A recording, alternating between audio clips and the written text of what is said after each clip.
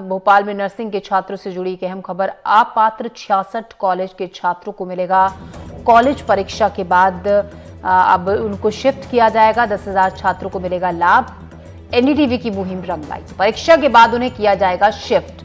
NDTV की मुहिम, NDTV ने लगातार इस खबर को प्रमुखता से दिखाया। एनडीटीवी की मुहिम रंग लाई। एनडीटीवी की खबर का बड़ा असर हुआ। नर्सिंग के छात्रों से जुड़ी बड़ी खबर। अब नर्सिंग के छात्रों को शिफ्ट किया जाएगा। 66 कॉलेज के छात्रों को मिलेगा, अपात्र 66 कॉलेज के छात्रों को इसका लाभ मिलेगा।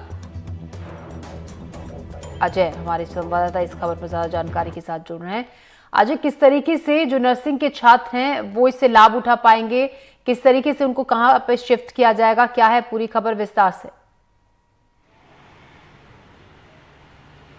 देखिए ज्योति, जिस तरीके से हालात नर्सिंग घोटाले के बाद सरकार के सामने बने थे वो बेहद चुनौतीपूर्ण थे और इन चुनौतीपूर्ण हालातों से निपटना सरकार के सामने बड़ा संकट के तरह था। लगातार विपक्ष से लेकर जो है तमाम छात्र जो थे वो सरकार को घेर रहे थे। सड़कों पर रोज सरकार को परेशानी का सामना करना पड़ता, सरकार के खिलाफ प्रदर्शन हो रहे थे। इसके बाद से तमाम छात्र इस बात का इंतजार कर रहे थे कि आखिर होगा क्या, और जितने भी विपक्षी थे वो इस बात को लेकर सरकार पर हमलावर थे कि सरकार आखिर इस पूरे मामले में फैसला क्यों नहीं करना चाहती है। अब जो है इस पूरे मामले में तकरीबन जितने भी कॉलेज थे 67, उनके जो अपात्र कॉलेज थे उनके जो छात्र थे तकरीबन 10,000 से ज़्यादा छात्र हैं जिनका भविष्य इस बड़े घोटाले में संकट में था। और उसके बाद बड़ी गड़बड़ियाँ हुई और बड़े पैमाने पर जिस तरीके की स्थितियाँ उत्पन्न हुई और समूचे देश भर में इस घोटाले की गूंज सुनाई पड़ी थी, उसके बाद अब एक बड़ा फैसला हो चुका है और तकरीबन 10,000 छात्रों के भविष्य पर सरकार ने फैसला किया है।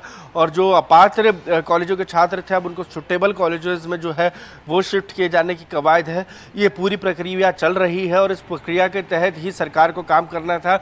जब इस पूरे मामले पर मुख्यमंत्री मोहन यादव सख्त हुए थे तो उन्होंने साफ तौर पर अफसरों को दिशा निर्देश जारी किए थे कि आखिर जो भी इन छात्रों के भविष्य में फैसला हो सकता है, किसी भी तरीके की लापरवाही छात्रों को लेकर नहीं की जानी चाहिए और इसे लेकर जल्द से जल्द फैसला होना चाहिए।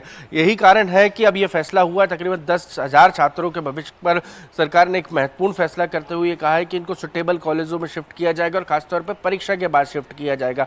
मतलब साफ है कि एग्जाम्स हो जाएं एक बार, उसके बाद शिफ्ट किया जाएगा। लेकिन अभी कुछ देर पहले कई दूसरे जो अधिकारी हैं उनसे जब हमारी बात चल रही थी तो टेलीफोनिक चर्चा में उन्होंने साफ कहा था कि ये फैसले का खाका पूरी तरीके से तैयार हो चुका है। कितने छात्र किस कॉलेज में शिफ्ट किए जाने हैं इसकी मार्किंग का काम चल रहा है और कहां कहां किस किस स्थितियों परिस्थितियों के बीच पूरे कामकाज को अंजाम दिया जाएगा। अफसरों को नोडल ऑफिसर के तौर पर ड्यूटी लगाई गई है। खासतौर पर नर्सिंग के और मेडिकल एजुकेशन के जो अधिकारी हैं उनकी ड्यूटी लगाई गई है नोडल ऑफिसर बनाकर। वो मार्किंग करेंगे किस किस कॉलेजों में कितने कितने छात्रों को शिफ्ट किया जाएगा और इन छात्रों को किस तरीके से बेहतर माहौल दिया जा सके सुटेबल कॉलेजेस में। सरकार की कोशिश ये है और आने वाले समय में जब ये पूरा फैसला हो जाएगा तो बहुत हद तक इस पूरे मामले पर मरहम लगेगा।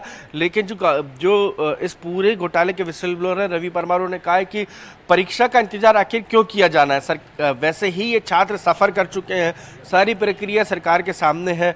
इन प्रक्रियाओं को दरकिनार करते यदि पहले ही सरकार शिफ्ट कर देती है तो किसी तरीके की कोई परेशानी का सामना नहीं करना पड़ेगा छात्रों को और उन्हें समय से पहले थोड़ी राहत मिल जाएगी।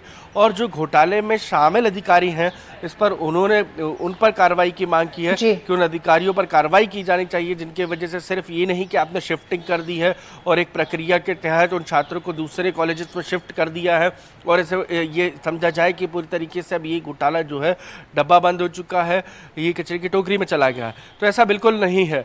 सबसे महत्वपूर्ण बात यह है कि जिस तरीके से ये पूरे छात्रों ने सफ़र किया है उनके दोषियों पर अब कार्रवाई की बारी है। ऐसा नहीं है सरकार ने इस पूरे मामले पर कार्रवाई नहीं की है। सरकार ने जैसे ही पूरा मामला आया था उसके बाद लगातार सरकार हमलावर रही थी और इन घोटालेबाजों पर और कई कार्रवाइयाँ भी की गई थी। लेकिन अभी भी ऐसे अधिकारी हैं जो दोषी हैं जिन पर कार्रवाई की जानी है, जिनको लेकर विपक्ष हमलावर है और छात्र भी खास तौर पे आरोप लगा रहे हैं कि गड़बड़ी में सिर्फ निचले और छोटे स्तर के अधिकारियों और कर्मचारियों पर कार्रवाई की गई है। जो बड़े मगरमच्छ थे इस घोटाले के वो अभी भी बचे हुए हैं, उन पर कार्रवाई की जानी चाहिए ताकि भविष्य में फिर किसी तरीके के इस तरीके के घोटाले और कोई भी छात्रों के भविष्य के साथ ना खेल पाए।